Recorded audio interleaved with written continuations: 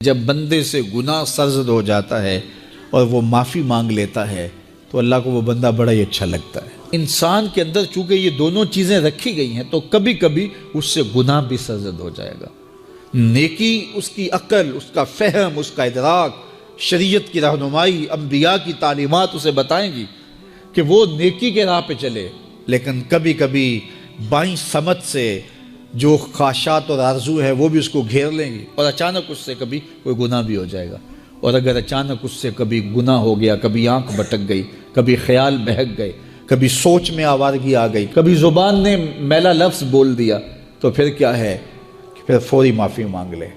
مومن جب گناہ کرتا ہے تو ایسی کیفیت ہوتی ہے جیسے ابھی احد پہاڑ تلے آ گیا ہے، اگر اس نے توبہ نہ کی تو کچل دیا جائے گا۔ اللہ اکبر، تو پھر فوری معافی مانگتا ہے تو یہ اللہ کو بڑا ہی اچھا لگتا ہے۔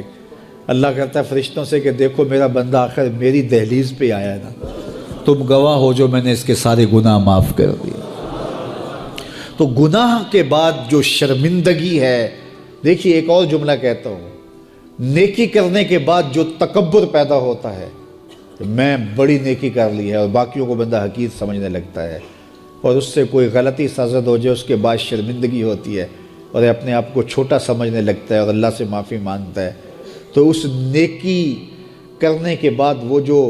آپ کے اندر تکبر اور رعونت اور عجب پیدا ہوا، اس سے کہیں بہتر ہے کہ آپ سے اگر کوئی خطا سرزد ہوئی تھی تو اس سے آپ کے اندر عجز اور توبہ کا جذبہ پیدا ہوا۔ اور اللہ کو یہ بڑا پسند ہے کہ کوئی بندہ، چونکہ ممکن ہی نہیں ہے کہ جب انسان ہے اس کے اندر یہ خواہشات رکھی ہیں تو کبھی اس سے، یہ انبیاء کی ذوات ہیں جو پاک ہیں، باقی کبھی کچھ خطا سرزد ہو جائے گی، اس سے معذرت کر لے۔ آپ نے نام سنا ہوگا ایاس کا، محمود غزنوی کا بڑا محبوب وزیر تھا اور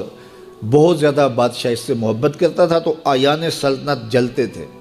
تو بادشاہ گاہے گاہے کوئی ایسا منظر ان کو دکھلاتا کہ اس سے میں خاص پیار کیوں کرتا ہوں۔ ایک دن بادشاہ کے ہاتھ میں موتیوں کی بھری ڈبیا تھی اور محل کے اندر یہ ایک حوض تھا، تالاب تھا، تو اس کے اندر اس نے وہ سارے موتی پھینک دیے۔ شفاف پانی اور نیچے فرش پہ پڑے ہوئے موتی نظر آ رہے ہیں،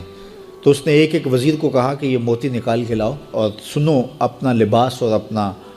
بدن نہیں بھیگنے دینا۔ تو سب نے کہا یہ کیسے ہوگا کہ موتی بھی تہہ سے نکال کے لائیں اور بدن بھی اور کپڑے بھی نہ بھیگیں؟ تو دوسرے کو کہا، اس نے کہا حضرت یہ کیسے ہوگا، یہ شرط ہٹائیں تو پھر میں نکال کے لاؤں۔ جب بات آئی ایاز کی تو ایاز نے فوراً چھلانگ لگا دی، موتی پکڑے، ڈھونڈے، ہتھیلی میں لیے اور کانپتے ہوئے بدن کے ساتھ بادشاہ کے سامنے پیش ہوا، حضور یہ لے لیجئے۔ بادشاہ غصے میں تھا کہ میں نے کہا تھا لباس اور کپڑے بھیگنے نہیں چاہیے، تیرے بدن سے پانی نچڑ رہا ہے، تیرے لباس سے پانی نچڑ رہا ہے، یہ کیا؟ تو ایاز نے ہاتھ باندھ کے کہا، بادشاہ سلامت، آپ کے دو حکم تھے،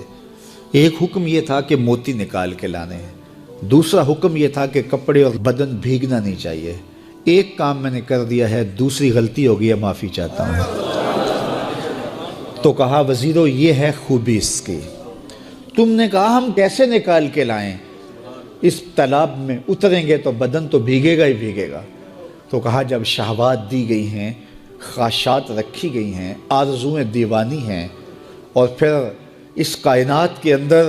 رہ کر کے حضرت انسان کبھی تو اس تالاب کی غلاظت سے اپنے آپ کو بھر ہی دے گا،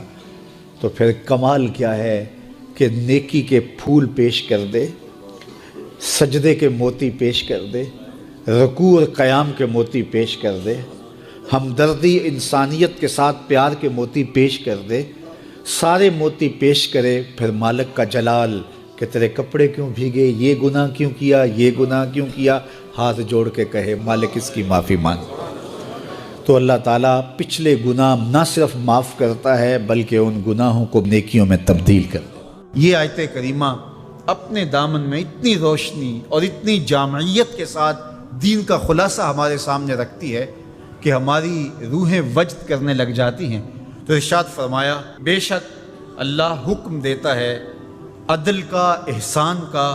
اور قرابت داروں کے ساتھ حسن سلوک کا، اور منع کرتا ہے بے حیائی سے،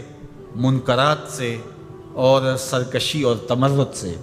اور یہ اس لیے فرما رہا ہے کہ کہ تم نصیحت پکڑو تاکہ تمہارے سینے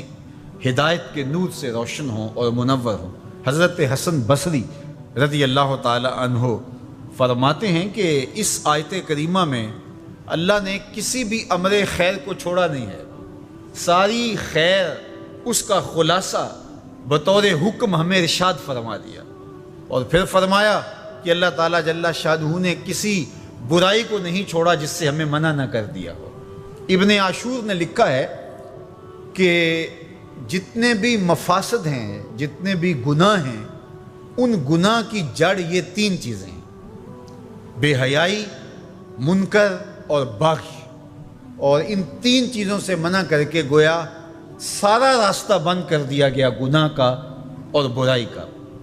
اور تین چیزوں کا حکم دے کر کے خیر کے سارے راستے کھول دیے گئے۔ تو اسی ایک آیت کریمہ پہ اگر عمل نصیب ہو جائے تو پورے دین کی لطافتیں اور برکتیں نصیب ہونا شروع ہو جائیں۔ تو تین چیزوں کا حکم دیا کرنے کا، ان اللہ یامر بالعدل، بے شک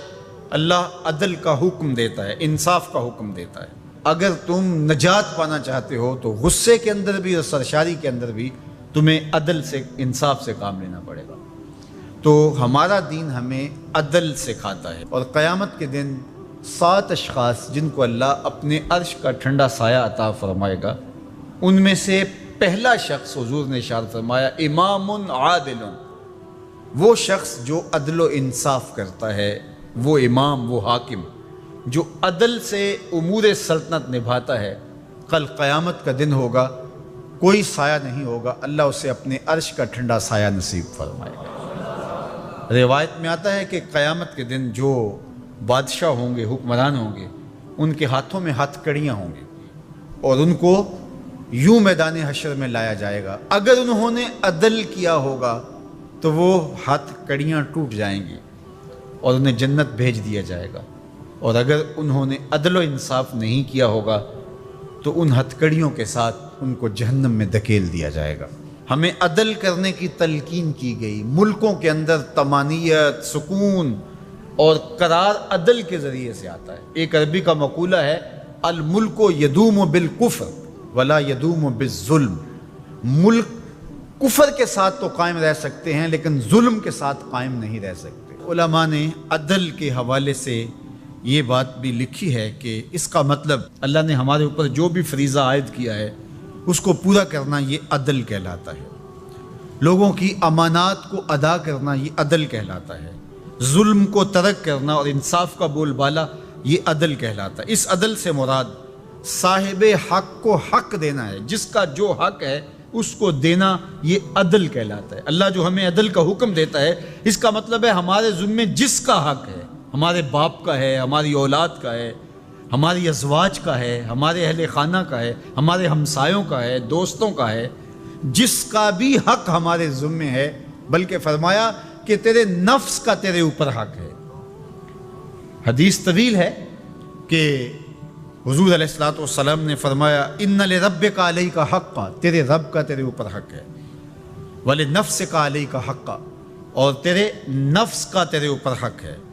ولأہلک علیک حقا، اور تیرے اہل کا تیرے اوپر حق ہے، اور ایک حدیث کے لفظ ہیں ولزوجک علیک حقا، اور تیری بیوی کا تیرے اوپر حق ہے، فآت کل ذی حق حقا، ہر صاحب حق کو تو نے حق ادا کرنا ہوگا۔ تو جس کا ہمارے ذمے حق ہے، جب ہم وہ ادا کرنے لگ جائیں گے